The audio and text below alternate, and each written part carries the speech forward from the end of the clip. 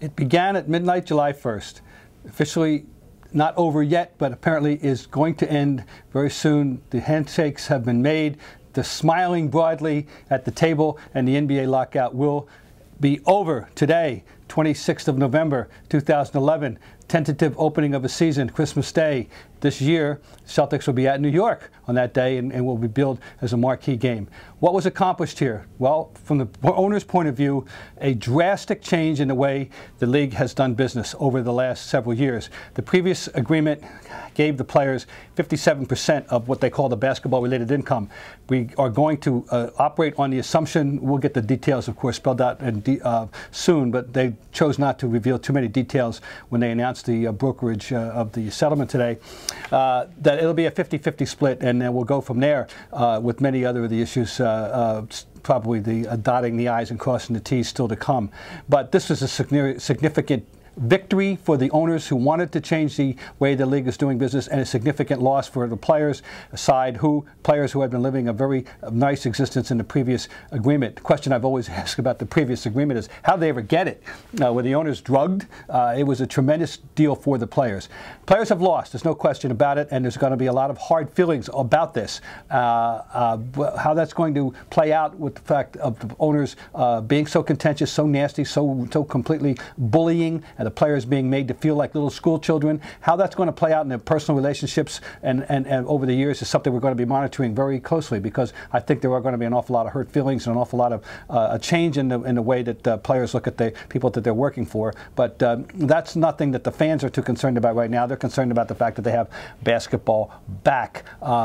It's a better situation for the fan and for the league than it was the last time they went through this. That was a 50-game schedule that began in February of 1999.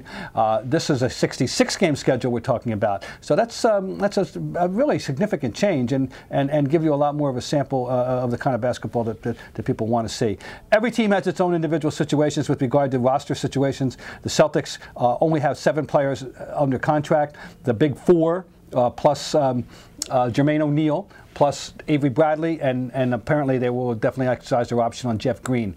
After that, 5 new places on this team next year. A lot of teams are in a similar circumstance. Some players who went to Europe had opt-out clauses. Most of them did, but Europe and Asia, because there were players who went to China, but not all of them. So there might be a couple of faces that you'll be missing from the league this year because they were not able to extricate themselves and get themselves back in.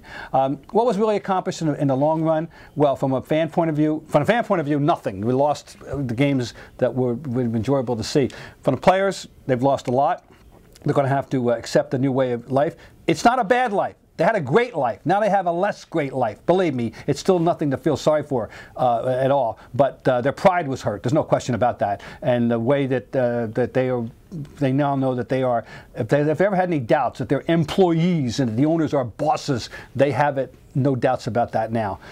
Did the small market owners get everything they want? Probably not, but they do have a better deal than they had before. Remember this, that there was a lot of split among the ownership.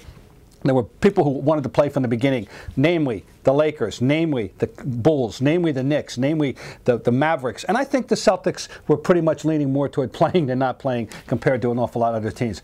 But it's over now. After all, it came to a crashing halt, and a lot of this may have been precipitated by the players disbanding as a union, going into the courts, threatening the NBA with this, and everybody realizing that if they took that course, this season would have been wiped out. A lot happened in the last, say, 3 or 4 days, and it's all come to an end. So that's it. The NBA lockout's over. Basketball will be back within a month, and we'll see how we proceed from there.